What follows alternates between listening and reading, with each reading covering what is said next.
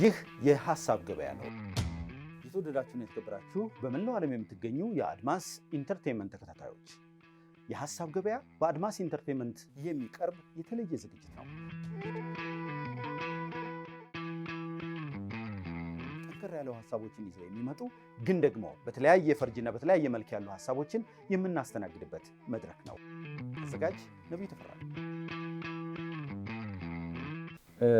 ሽመልስ ማን ነው?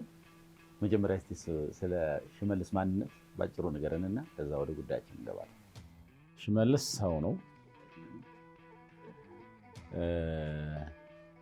እና ደግሞ በሙያ ደረጃ የራሱ የሆነ ሙያ ያለው በተለይም በስነ ቋንቋ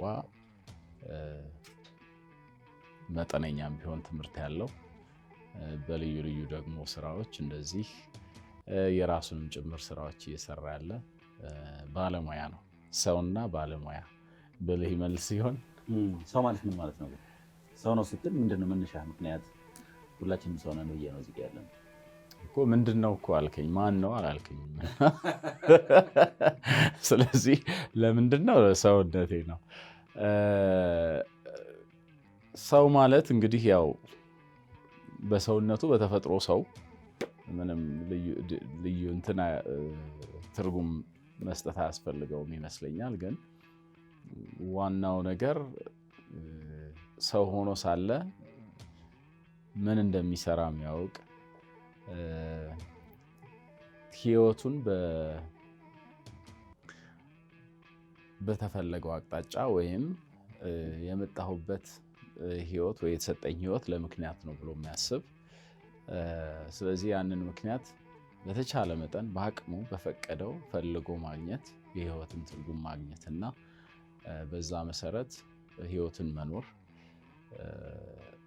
ሁላችንም የየራሳችን ጸጋዎች ይኖሩናል ይመስለኛል። የየራሳችን በተፈጥሮ የምናገኛቸው በስራ አጋጣሚ፣ በትምህርት፣ በልምድ፣ በአኗኗር ከሰዎች ጋር በሚኖረን መስተጋብር የምንቀስማቸው የምንሆናቸው የምናገኛቸው ክህሎቶች አሉ፣ ማንነቶች አሉ።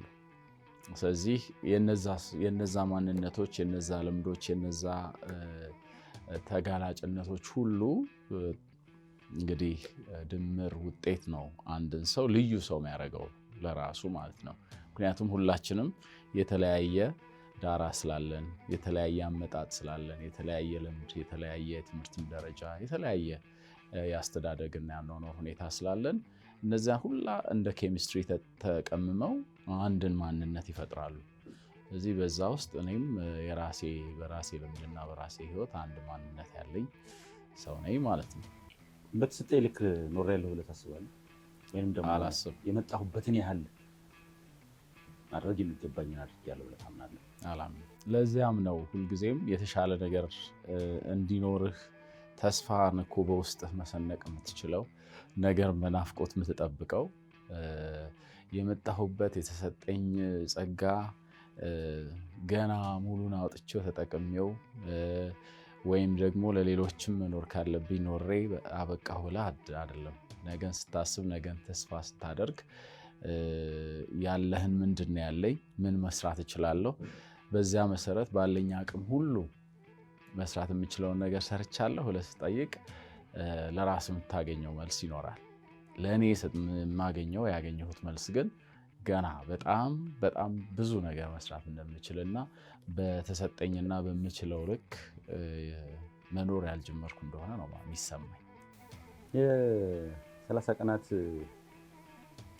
ቀናት ውስጥ በየቀኑ ሁለት ልማዶችን በመቀየር የተሻልክ ሰው መሆን ትችላለህ። ያ ማለት ምናልባትም ያልደረስክበትን፣ ያላገኘኸውን፣ ያልሰራኸውን ስራ በአግባቡና በፍጥነት ሰርተህ ለማለፍ የሚያግዝህን አቅም ይፈጥርልኛል ብለህ ታምናለህ? እስኪ ስለሱ ነገር። አዎ፣ 30 ቀናት እንግዲህ መጽሐፍ ነው። በመጽሐፍ መልኩ ያለ ሐሳብ ነው። በትርጉም የተሰራ የትርጉም ስራ ነው። በየቀኑ 2 ያክል ልማዶችን በመቀየር ይላል። ከተቻለ 3ም 4ም 10ም ራሱ ላይ በሙሉ ሰዓት ጊዜውን ተጠቅሞ ራሱን መቀየርና ቁርጠኝነቱ ያለው ሰው መቀየር የሚፈልግ ያንን ማድረግ ይችላል። ቢያንስ ግን ማንም ሰው አንድ ሁለት ነገሮችን እንኳን እስኪ እንድች ይሄን ላስተካክል ብሎ ቢያስብ በቀል ሊተገብራቸው የሚችላቸው ነገሮች አሉ። እንግዲህ ምንድነው የምንለው ልማዶች ምንድናቸው ነው? ሰው የሰው ልጅ ኑሮ የሐሳቡ ውጤት ነው። ሐሳብ ነው የሁሉ ነገር መነሻ። አንድ ሰው በቀን ከ50 ሺህ በአማካይ ከ50 ሺህ እስከ 70 ሺህ ሐሳቦች በአእምሮ ይመላለሳሉ ብሎ ይነግረናል ሳይንሱ። እነዚህ ሐሳቦች ግን ከብዛታቸው አንጻር እነሱን ግን ስንቶቹን ነው ወደ መሬት አውርዶ ወደ ተግባር ቀይሮ ህይወቱን ቀይሮ የተሻለ ኑሮ ቅድም ያልኩትን የመጣበትን ምክንያት መገለጫ ሊያደርጋቸው የሚችላቸው የትኞቹን ነው ብለን ስናስብ ብዙ ሐሳቦች አየር ላይ እንደሚቀሩን እንገነዘባለን። እና ሰው የሐሳብ ውጤት ነው ስንል ሐሳብ ስሜትን ይወልዳል። የሆነ ነገር ስናስብ ለዛ ላሰብነው ሐሳብ ስሜት በውስጣችን ይፈጠራል። ያ ስሜት ደግሞ ወደ ባህሪ ይሄድና ማንነታችንን ወደ መግለጽ ይመጣል። ያ ባህሪያችን ደግሞ ተግባራችንን ይወስነዋል።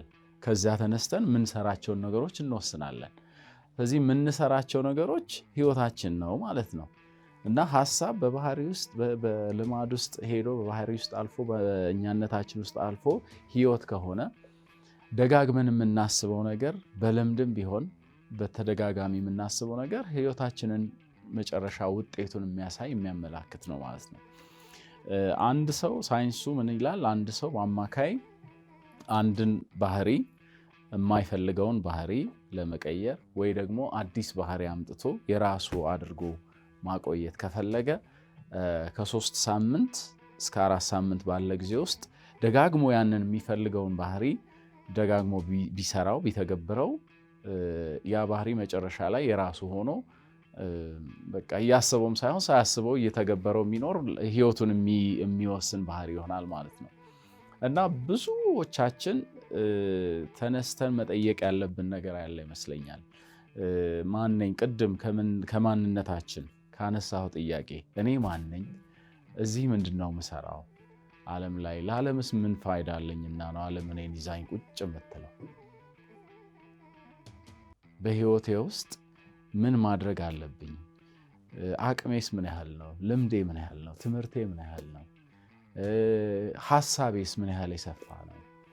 ከዚያስ ደግሞ ምን ማድረግ እችላለሁ? ለራሴ አጠገቤ ላሉ ሰዎች ብሎም ለማህበረሰቡና ለሀገር ለዓለም ማበርከት የምችለው ነገር ምንድን ነው? ዓለምስ እኔ ላይ ኢንቨስት እያደረገች የምትቀጥለው ለምንድን ነው ብለን ብናስብ ብዙ ነገሮችን ቁጭ ብለን እንድናስተውል የሚረዳን ይመስለኛል። እና ባህሪያችን ብዙ ሰው በየቀኑ የሚውለው ውሎ በአብዛኛው ከባህሪ የመነጨ ይሄ አውቶማቲክ የሚባለው ነገር ጠዋት እንነሳለን፣ የምናደርገውን አድርገን እንወጣለን፣ እንውላለን፣ ዞረን እንገባለን ምናምን እና በአብዛኛው የተደጋገመ አይነት ህይወት የመኖር ዝንባሌ ያለ ይመስለኛል። ግን እያንዳንዱ እንቅስቃሴያችን ቅድም እንዳልኩት ከሐሳባችን ጀምሮ የምናስበውስ ነገር ልክ አዲስ ቀን ተሰጠን፣ ጠዋት ነጋ፣ በምን አይነት ሐሳብ ነው የምንጀምረው ቀናችንን? ኦኬ ምንድነው አእምሯችን ላይ ያለው? እንደው በአጠቃላይ ስለምን እያሰብን ከዛ በኋላ ቀናችን እንዴት ነው የምንጨርሰው? ይህንን ነገር ሁላ እያሰብን ኦዲት እያደረግን ህይወታችን ብንመረምር በጣም በርካታ ነገሮችን መቀየር ማስተካከል ወደምንፈልገው አቅጣጫ መሄድ የምንችል ይመስለኛል። ብዙ ነገር የተለመደው ምናልባት ህይወት የምንፈልገውን ነገር እየሰጠችን አይደለም፣ ይሄ ነገር ልክ አይደለም፣ ያ ነገር ልክ አይደለም፣ ማማረር ላይ ከሌሎች ብዙ የመጠበቅ ይሄ ነገር ለምን እንደዚህ አይደረግም፣ እንደዚህ ለምን ተበላሸ፣ እንደዚህ ለምን አልሆነልኝም፣ እኔም እድል የ40 ቀን እድሌ ነው ሁላ ወደ ማለት የምንሄድበት ሁላ አጋጣሚ አለና እሱን ከማድረጋችን ይልቅ ራሳችንን ቆም ብለን አስበን ኦዲት ማድረግ፣ ልምዶቼ ምንድን ናቸው? የምፈልጋቸው ነገሮች የትኞቹ ናቸው? ለሄድ ልደርስባቸው የምፈልጋቸው ነገሮች ምንድን ናቸው? እዛ ስለመድረስ ምን አይነት ባህሪ ከወዲሁ ማዳበር አለብኝ። የትኞቹን የማልፈልጋቸውን መተው አለብኝ። ስለዚህ አሁን ብዙ ሰው ለምሳሌ ጤነኛ ሆኖ ደስተኛ አይነት ቀን እንዲኖረው ይፈልግ ይሆናል። ማንም የማይፈልግ ሰው የለም። ጠዋት ተነስቶ በቀኛው ላይ ይባላል። ለምሳሌ ያው ጥሩ ቀን ይኑረኝ ነው። ጥሩ ቀን እንዲኖርህ አንተ ምን ያህል አስተዋጽኦ አለ? ምኞት ብቻ ነው ወይስ ደግሞ በተግባር አንተ ወደዚያ ወደ ምኞትህ ምን ያህል ትሄዳለህ? ጠዋት ተነስተህ ብትጸልይ ጥሩ ነገር ነው አይደለ? በምንም አይነት መልኩ ሰላማው ላይ ጥሩ ነው። ጥሩ ቀን እንዲኖርህ መመኘት ጥሩ ነው። ከዛ ደግሞ በተረፈ እንቅስቃሴ ነገር ብታደርግ ጥሩ ነው። ወጣ ብለህ ሮጥም ብለህ ወክም አድርገህ በእግር የተወሰነ አካባቢህን አይተህ በማለዳ ለምሳሌ አሁን ባህሪ ነው እንግዲህ ይሄ ልምድ ነው። ያ ነገር ልምድነቱ ብቻ ሳይሆን ጥቅሙን ማየት አለብህ። ጠዋት ተነስቼ የምንቀሳቀሰው ለምንድን ነው? ምክንያቱም አካላዊ ማንነት አለን፣ መንፈሳዊ ማንነትም አለን አይደለ? አካላዊ ማንነታችንን በልምድ ጡንቻ እንደምናጠነክረው ትንፋሻችን እንደምናስተካክለው በእንቅስቃሴ ሁላ በሐሳባችንም በመንፈስም እንደዚሁ የተደጋገመ ነገር ስናደርግ ስንጸልይ ወይም ስናነብ መጽሐፍ ለመንፈሳችን ምግብ ስንሰጥ እየተለማመድን ነው የምንሄደው። ስለዚህ ልምዶቻችንን ኦዲት ማድረግ አለብን። የቀኔ ልምድ እንዴት ነው? ደጋግሜ የምሰራቸው ነገሮች ምንድን ናቸው? እነዚህ ናቸው። ከእነዚህ ነገሮች ወደምፈልገው ነገር የሚያደርሱኝ የትኞቹ ናቸው? እነሱን መርጠን እናወጣለን። የማይጠቅሙን ጊዜን ዝም ብለው የሚገሉት ልምዶችስ ምንድን ናቸው? እነሱን ለይተን እናወጣለን። እነሱን የመተውም አዳዲሶችንም የማምጣት ጥሮችንም የማስቀጠል ምርጫ አለን። ሶስት ምርጫ ናቸው። ስለዚህ እነሱን በማድረግ ደጋግመን የምንፈልጋቸውን በማድረግ የማንፈልጋቸውንም ደጋግመን ከሲስተማችን እንዲወጡ በማድረግ አዳዲሶች ባህሪያትን ደግሞ ወደ ሲስተማችን እንዲገቡ ማድረግ እንትን እንላለን፣ ራሳችን እንቀይራለን። ያ ማለት ነው 30 ቀናትን ወደ ህዝብ ከማምጣት በፊት መጀመሪያ መቼም አንተ ደጋግመህ አንብበዋል። በእኔ ህይወት ውስጥ ምን ለውጥ አመጣ ብለህ ምን ተለወጥክበት? ምን አገኘህ? 30 ቀናት ካነበብኳቸው ብዙ መጽሐፍት አንዱ ነው። በጣም በርካታ መጽሐፍት አንብቤያቸውም በጣም ጥልቅ የሆኑ ትርጉሞች ሰጥተውኝ ህይወቴን ልምድን በማዳበር ብቻ ሳይሆን በአጠቃላይ መንፈሳዊ ማንነቴንም እየገነቡ ስብዕናን የመገንባት ስራ የሚሰሩ ናቸው መጽሐፍትና ከብዙ ካነበብኳቸው አንዱ ነው 30 ቀናት። ብዙዎቹ በሐሳብ ደረጃ በምክር ደረጃ ማድረግ መለወጥ ካለብህ እንደዚህ ብታደርግ የሚሉ ነገሮች ናቸው። በአብዛኛዎቹ ሐሳቦቹን ብትንትን አድርገው በሚገባ ደረጃ ሊያስረዱ ይችላሉ፣ ከምሳሌዎች ጋር ከልምዶች ጋር በማጣቀስ 30 ቀናት ግን ለየት ያለው ነገር ምንድነው? ቅድም ያልኩህን ነው። ኦዲት ራስህን አድርገህ ተግባራዊ እንቅስቃሴ የምታደርግበት እያንዳንዷን ምዕራፍ ከህይወት ጋር እያስተሳሰርክ በዚህ ረገድ መሆን ያለበት ይሄ ነው። እኔ ግን ምንድነው እያደረግኩ ያለሁት? ወደዚያ ምን ያህል ተጠግቻለሁ? ስለዚህ ወደዛ ለመጠጋትስ ምን ማድረግ አለብኝ? ፕሮግራም እያደረግ አንድ በአንድ የምትሰራቸውን እንቅስቃሴዎች ለራስህ ይሄ ልክ የህይወትህ እንደ ማኑዋል ማለት ነው።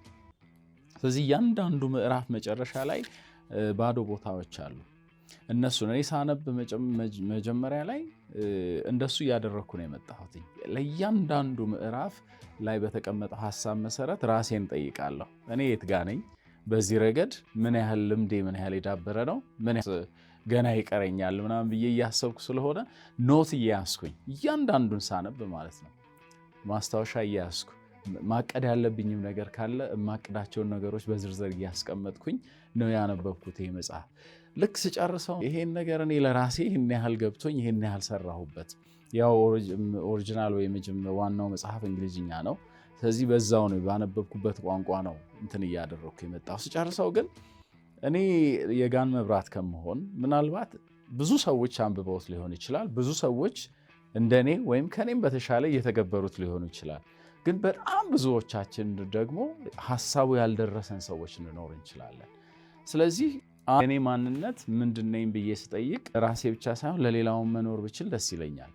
ማቀውን ነገር ትንሽም ቢሆን ባካፍል ደስ። ይሄ ደግሞ መምህር ከነበርኩበት ዳራ ጋራ የተያያዘ ነገር ነው። ያው መምህር ማስተማር ለሌሎች ማሳወችን ማንቃት ነው አይደለ ስራው። አስተምር ስለነበረ የዛም ልምድ ስሜት ወደዚህ ተጋባብኝ መሰለኝ። ለምን እኔ ያወቅኩትን ሌሎች ስለምን አያውቁ? ሰው ቋንቋውን ወደኛ ቋንቋ ወደ ሀገራዊ ቋንቋ መጣሁኝና ተረጎምኩት። ይሄም ለኔ ማንነት ወይም ደግሞ ለህይወት ጥሪ ወደ አንድ እርምጃ እየተጠጋ ያለሁበት እንደሆነ ተሰማኝ። በጣም ነው ደስ ያለኝ ያን በማድረጌ እና አስተዋጽኦም ያደረኩበት ነው ብያስ። የተመረጡ ኦዲየንሶች አሉ ማለት ለምሳሌ ይሄን መጽሐፍ ቢያነቡ የበለጠ ሊጠቀሙበት ይችላሉ ብለህ የምታምንባቸው ሰዎች አሉ ወይንስ ለሁሉም ሰው ነው ብለህ ነው የምታምነው? ሐሳቡ ዓለም አቀፋዊ ነው፣ ዩኒቨርሳል የምንለው ነው። በማንኛውም አካባቢ፣ በማንኛውም ሁኔታ፣ በማንኛውም ህይወት ውስጥ በጣም እንትን ነው። ምክንያቱም ሰውነትህን ነው ማንነትህን ነው የሚፈትሸው ያለው። ስለዚህ ሁሉም ሰው ቁርጠኝነት ውስጥ ካለ ዝግጁነት ውስጥ ካለ ድረስ አንብቦ ማድረግ ያለበትን እያደረገ እያቀደ ራሱን ማስተካከል ይችላል። ግን ደግሞ በይበልጥ ብዬ ያሰብኩት ታርጌት ያደረኩት ማንን ነው? በተለይ አሁን ከየዩኒቨርሲቲዎቹ ከከፍተኛ ትምህርት ተቋማት ተመርቀው የሚወጡ ፍሬሽ ነው የምንላቸው አዲስ ምሩቃን ህይወትን ወደ ስራ ዓለም ገብተው ሀብለው ለመጀመር ጉጉቱ አለ። ትልቅ ጉጉት ትልቅም አቅም ያላቸው እነሱ ናቸው። በዚያ ላይ ያው ከሞላ ጎደል በህይወት የመጀመሪያው ምዕራፍ አካባቢ ነው የሚገኙት። የትምህርት ዓለምን ጨርሰው ሁለተኛው ምዕራፍ ማለት ይቻላል። ወደዚያው ዋናው ምንድነው የሥራ ዓለም ህይወታችንን ሙሉ በአብዛኛው የሚይዘው እድሜያችንን የሥራ ዓለም ነው አይደለ? ትምህርት የተወሰነውን ይዛል። ከዛ በኋላ ወደ ሥራ ዓለም ነው የምትገባው። ስለዚህ ለሥራ ዓለም ስትዘጋጅ ራስህን አስተካክለህ ራስን አንጸህ ራስን ኦዲት አድርገህ ራስን ለትግሉ ዝግጁ አድርገህ የምትገባበት ቢሆን ጥሩ ነው። አቅሙ አለ፣ ጊዜው አለ፣ ፍላጎቱ አለ፣ የመለወጡ ተስፋም አለና በተለይ ለነሱ በጣም ትልቅ አቅም ይሆናል ብዬ ነው ማስበው። አስበኸው የሰራኸው ወይም ሞክረኸው ያላጠናቀቅከው አለበለዚያም ደግሞ ወደፊት ሰራዋለሁ ብለህ እንዲሁ በሐሳብ ብቻ ያስቀመጥከው ለሰው ልጆች ይጠቅማል ብለህ የምታስበው ነገር አለ ወይንስ ይሄው ነው ከዚህ በኋላ በመጽሐፍ ነው የምትቀጥለው ነው? እንግዲህ በየህይወትህ የተወሰኑ ምዕራፎች አዳዲስ ማንነቶችን እያመጣህ ለማደግ ባለህ ፍላጎት ላይ ባለህ ጥረት ላይ ለውጦች በመጡ ቁጥር እነዚያ ለውጦች ደግሞ ወደ ተሻለ ደረጃ እንዲያደርሱ የምትፈልጋቸው ነገሮች ይኖራሉ። በዚህ ደረጃ ለምሳሌ አምና ነው ይሄ መጽሐፍ የተጻፈው ለምሳሌ እና አምና መጀመሪያ ላይ የአንድ 10 ለዚህ ዓመት ሰራቸዋለሁ ብዬ ከያዝኳቸው ቁጥር 1 ላይ የተቀመጠ እቅድ ነበረ። አጋጣሚው ተፈጠረና ያንን አሳካሁኝ፣ አንዱን ቢያንስ ማለት ነው። በየጊዜው በጣም በርካታ አዳዲስ ነገሮችን አዳዲስ ትልሞችን አለማለሁኝ። በሚፈለገው መጠን ሁሉም የሚጠብቁብኝን ያህል ጊዜና አቅም ወይም ጉልበት ሰጥቼ ሰርቼባቸዋለሁ አይመስለኝም። በጣም በርካታ ሀሳቦች አንዳንድ ጊዜ እንደውም ለየት ያሉ ሀሳቦች ማሰብ በጣም ደስ ይለኛል። ወጣ ያለ ሌላው ያልሰራውን እንደውም አንዳንድ ጊዜ የማስበው ምንድነው እንደዚህ ሌላ ያልሰራውን ሌላው ሰው ያላየውን ለየት ያለ ብዬ ሳስብ ብዙ ጊዜ ትሄድና አየር ላይ ሊቀርብህ ይችላል። እንደዛ አይነት ነገር እንዳያጋጥመኝ እፈራለሁ እንጂ በጣም በርካታ ነገሮች ከብዙ ካሰብኳቸውም አንዳንዶቹ እኔ ወደ ተግባር ሳልለውጣቸው በኋላ በሌሎች ሰዎች ተተግብረውላ ያለሁኝ ይሄንን ነገር እኮ ነው የነበርኩ ያሰብኩት ሁሉ ያልኩበት እንትን አለና በጣም በርካታ ነገሮች አሉ። ነገር ግን የተወሰኑትንም እንደዚሁ ሪያላይዝ ወይም ደግሞ እውን እያደረኩ የሚቀጥልበት አሁንም ይሄ ብቻ አይደለም፣ መጽሐፉ ብቻ አይደለም ማድረግ የምፈልገውን ነገር እንዳደርግ ወደዚያ መንገድ ያደርሰኛል ብዬ የማስበው መጽሐፉ ብቻ አይደለም። በጣም ሌሎች ብዙ መንገዶች አሉ።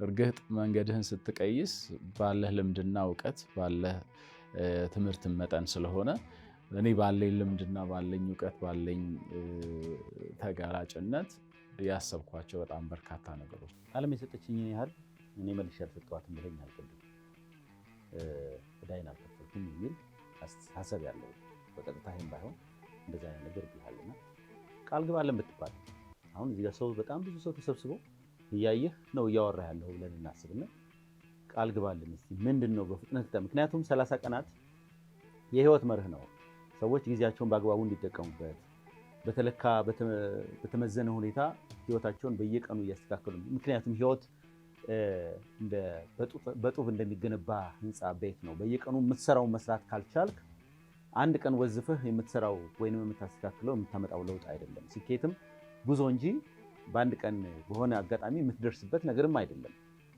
ስለዚህ ቃል ግባልን አንተ ባወራኸው ልክ እንደምትኖር ቃል ግባልን ብትባል ምን ይዘላችሁ እመጣለሁ ብለቃል ባወራኸው ልክ እንደምትኖር ቃል ግባልን ብትባል ምን ይዘላችሁ እመጣለሁ ብለቃል ተባለ እንዳልኩህ ነው አንደኛ እኔ ባወቅኩት በአውቄውም ትርጉም በሰጠሁት መጠን ራሴን ማኖር ከዛ በኋላ ደግሞ ከራስህ አልፈ ለሌሎች መኖር ለሌሎች ማሳየት ለሌሎች ልምድህን ማጋራት ነው አይደል ስለዚህ ቃል ልገባ በምችለው መጠን በማውቀው አንድ ኮንሰፕት አለ አሁን ሐሳብን አንስተህ ሐሳብ ወደ ተግባር ሲቀየር ነው ሰውን የሚቀይረው ካልክ ሐሳቦችን ኦዲት ታደርጋለህ ሐሳብህን ታበለጽጋለህ ታነባለህ ከዛ በኋላ በገባህ መጠን ትኖራለህ አንተ ስትለወጥ ደግሞ ወደ ሌላውን ወደ መለወጥ ትሄዳለህ አንተ ስትሻሻል ቤትህን ታሻሽላለህ አካባቢን ታሻሽላለህ አገርን ታሻሽላለህ የተለወጠ ሰው የተለወጠ ማህበረሰብ የተለወጠ ሀገር ይገነባል የተለወጠ ዓለም ይገነባል ይሄ ነው አሁን እኮ ጉዟችን መንገዳችን ይሄ ነው ሐሳባችንን እንግራ ሐሳባችንን እንመርምር በነፃነት ወተን እንነጋገር በግልጽነት የምናቀውን ነገር ሼር እንደራረግ እንቀያየር እንጋራ ከዛ በኋላ ደግሞ የተሻለ አቅም ያለው አንዳንድ ጊዜ እኮ በአንተ ሐሳብ የሌላውን ውስጥ ያለውን አቅም ትጭራለህ በአንተ በምታነሳው ነገር እዛ ተዳፍኖ የቀረውን ነገር እኮ ኮርኩረት አስነሳለህ ይሄንን ነገር የማድረግ እቅድ ነው አሁንም ያለው ሚዲያውን በመጠቀም በአብዛኛው ወደ ሰው የምትደርስበትን መንገድ ነው አይደለ ሰውን ከሆነ ታርጌት የምታደርገው ወደ ሰው በምን ደርሳለሁ ለታስባለህ ስለዚህ ለሚዲያው ደግሞ ባለኝ ቅርበት ምክንያት ያንን ሚዲያን በመጠቀም ወደዛ መድረስ ሰውን በሐሳብ እንዲጎለብት ማድረግ እንዲጠይቅ እንዲናገር በግልጽነት እንዲነጋገር ከዛ በኋላ ተቀራራቢ ተመሳሳይ ሐሳቦች ብዙ ልዩነት ቢኖረንም የሚያጋሩንን ኮመን ግራውንድ የምንላቸውን ነገሮች ይዘን ብዙ አዳዲስ ነገሮችን መቀየር እንችላለን ማምጣት እንችላለን እና መጽሐፉ ያው ሰዎች መድረስ አለበት ሰዎች ማንበብ አለባቸው ምክንያቱም ደክመንበታል የደከምኩበት ነገር ፍሬ ሲያፈራ ማየት ትፈልጋለህ የት እንደሚያገኙ አንድ ላይ አታከል ትነግረኛለህ መጽሐፉን የት ያገኙታል ሰዎች ሊያገኙት ይችላሉ በመንገድ ሊያገኙት ይችላሉ እሱን ትነግረናለህ አንተ ደግሞ ከሰው የምትጠብቀው ነገር ምንድን ነው ምክንያቱም ሁልጊዜም ያንተ ስኬት በሰው በጎ ፈቃደኝነትና ትብብር ላይ የተመሰረተ ነው አንተ ግብአት ነህ ሌላው ሰው ደግሞ ልክ እንደዚሁ ያለው ሐሳብ አለ የሁለቱ ሲቀናጅ ነው ውጤት የሚያመጣው ስለዚህ አንተ ከህዝቡ ምን ትጠብቃለህ ምን አይነት ማህበረሰብ ውስጥ ብትኖር ትመርጣለህ ጥያቄ ከመጨረሻው ልጀምር ያው ነው ወደ ሰው ልሂድ ብለህ ስታስብ ወደ ታርጌት ወዳደረከው ሰው ልሂድ ብለህ ልድረስ ብለህ ስታስብ ከነሱ የሆነ ነገር ጠብቀሃል ማለት ነው ወይም ደግሞ እነሱ ጋር የተወሰኑ ክፍተቶች አሉ ብለህ ለራስህ አምነሃል ማለት ነው ስለዚህ እኔ ማስበው ምንድነው ሰው ይሄንን መጽሐፉን ሐሳቡ ውስጥ ያለውን ሐሳብ በቅንነት በግልጽነት አይቶ መርምሮ እያንዳንዱ የራሱን ህይወት የሚመረምርበት ጊዜ ሰጥቶ እንደ መጽሐፍ ሆኖ በአጋጣሚ በመጽሐፍ መልኩ እጃቸው ይግባ እንጂ በሐሳብ ደረጃም ዝም ብለን ብንነግረው ለሰው ብንደርሰው ዞሮ ሐሳቡ ነው መጽሐፉ የሚያዘው ሐሳቦችን ነው ስለዚህ ሐሳቦችን ወደ ራሱ አስገብተ ልብህን ከፍተ እውነትስ እስኪ እዚህ ውስጥ ምን ሊገኝ ይችላል? እኔ ምን መሸመት እችላለሁ? ራሴን እንዴት አድርጌ ራሴን መርምሬ ኑሮዬን መርምሬ ባህሪዎቼንና ልምዶቼን እንዴት አድርጌ ኦዲት አድርጌ ወደምፈልገው ነገር እሄዳለሁ? ከዛ ይህንን በማድረግ ደግሞ ምን አይነት ማህበረሰብ መሰርታለሁ? ለአካባቢ ምን አይነት በጎ ተጽዕኖ ይኖረኛል? ራሴን ጥሩ አድርጌ ሌሎችንም ወደ ጥሩነት ማመጣው እንዴት ነው ብሎ ሰው በዛ መጠን ኤክስፔክት አድርጎ ሐሳቡን ቢገዛ መጽሐፉን ቢይዝና ራሱን መቀየር መለማመድ ቢጀምር ደስ ይለኛል። ከሰው የምጠብቀው ይሄ ነው። ይሄንን ስናደርግ በሰውነትና በማንነት ማንነት ስለ በሰው ልጅነት ከዛ ደግሞ ራሳችን የሚገልጹ የምንሰራቸው ሙያዎቻችን አሉ፣ ልምዶቻችን፣ እውቀቶቻችን አሉ። እነሱ ነገሮች ሁሉ ብቻ በመያዝ ራሳችንን ለበጎ ሐሳቦች ማጋለጥና ለሌሎች በጎ መሆኑ መገኘት መቻል አለብን። ስለዚህ በቀጥታ ቋንቋ ሰው እንዲያደርግ ፈልገው ሐሳቦቹን ይግዛ፣ ይያቸው፣ ይመርምራቸው። ከዛ በኋላ የሚሰሩ ሁሉም ሐሳብ ላይ እያንዳንዱ ሰው ላይሰራ ይችላል። አንድም በምትሰጠው የራስ አመለካከት ምክንያት፣ ሁለተኛ ኢንቨስት የምታደርግበት ጊዜ፣ ሶስተኛ የምትፈልገው በምን ያህል ፍቅርና ጥልቅ የመለወጥ ፍላጎት ነው የምታነበው ይሄንን መጽሐፍ። ይሄ እነዚህ ነገሮች ከሰው ሰው ስለሚለያዩ በዛ መጠን ነው በቀረብከው መጠን ነው ወደ አንተ የሚቀርበው አይደል? ምንም ነገር ቢሆን ስለዚህ ያንን እንዲያደርጉ ነው የምፈልገው። መጽሐፉ እንዴት ያገኛሉ ቢባል ያው በተለመደው የመጽሐፍት መደብርም አሉ፣ አዝዋሪዎችም አሉ። ነገር ግን አሁን አንድ በፕሮጀክት ደረጃ ተይዞ በጣም ቆንጆ የግብይት መድረክ ነው ብለን ያሰብነው ዌብሳይት አለ። ዌብሳይቱ ላይ በመግባት እዚህ መጽሐፉ ጀርባ ላይ የተለጠፈ መለያ አለ። እሱን ኮድ በማስገባት መጽሐፉን አንደኛ እውነተኛ መጽሐፉን መግዛታቸውን ያሳያል። ሁለተኛ ነገር እኛ በመጽሐፍ ብቻ መቅረት ስለማንፈልግ ቅድም እንዳልኩት በሚዲያው መተን ሐሳቡን ማድረስ ስለምንፈልግ ሰውም እንዲሳተፍ የዚህ ተካፋይ እንዲሆን ስለምንፈልግ በኋላ የምንጋበዝበትም ነው። መረጃዎቻቸውን በመጫን ባለእጅ.com ላይ ገብተው ዌብሳይት አለን። ማራኪ ቦክስ ዌብሳይቶች አሉ። እነሱን ሁላ በመጎብኘት ሐሳብ መቀያየሪያ መድረክ ይሆናል። መጽሐፉን ግን ማራኪቦክስ.com የሚል ዌብሳይት አለን። በዛ ገብተው ኦርደር ቢያደርጉን ያሉበት ቦታ ሁሉ አዲስ አበባ ውስጥ እናደርሳለን። ይሄንን ደግሞ ከሚያደርጉ ተቋማት ጋር ስምምነት ፈጥረናል። ኦልሬዲ በጣም መጠነኛ ክፍያ በማስከፈል ያው ከቤታቸው የፈለጉበት ስለሚደርስ የማድረሻውን ብቻ ተጨማሪ በማስከፈል ይሄን መጽሐፍ ማግኘት ይችላሉ። ሌሎችም በርካታ ተደማጮች ወይም አንባቢያችን ጋር የምንደርስባቸው ሌሎች መንገዶችም አሉ። እኛ የምንፈልገው ምንድነው ሐሳቡ ሁሉም ጋር እንዲደርስ በተቻለ መጠን። የኢትዮጵያ 110 ሚሊዮን ሕዝብ አለ። 110 ሚሊዮኑም አንብቦ መለወጥ ቢችል ድሪማችን የማንም ሰው ቢሆን ኢትዮጵያውያን ብቻ አይደሉም፣ አንብቦ መረዳት የሚችል ሁላ ተረድቶ ወደ ጥሩ ዓለም መምጣት ከቻለን ጥሩ ነው። ስለዚህ ሌሎችም የመድረሻ መንገዶች ይኖሩናል። በየቤቱ ልንደርስ እንችላለን።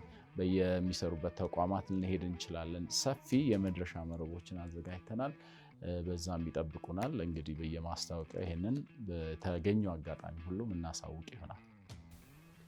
በጣም ጥሩ። እንግዲህ ያው ለዛሬ ጨርሰናል።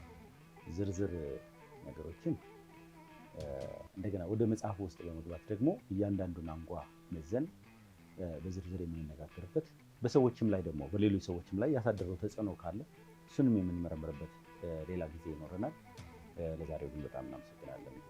እኔም በጣም አመሰግናለሁ። እዚህ ተገኝቼ ይህንን ሀሳብ እንደ መነሻ እንዳልከው በዝርዝር የምንሄድበት ሆኖ እንደ መነሻ ግን ጠቅለል ያለ ሀሳብ ለመጋራት ስለተፈቀደ በጣም ደስ ብሎኛል። እኔም አመሰግናለሁ።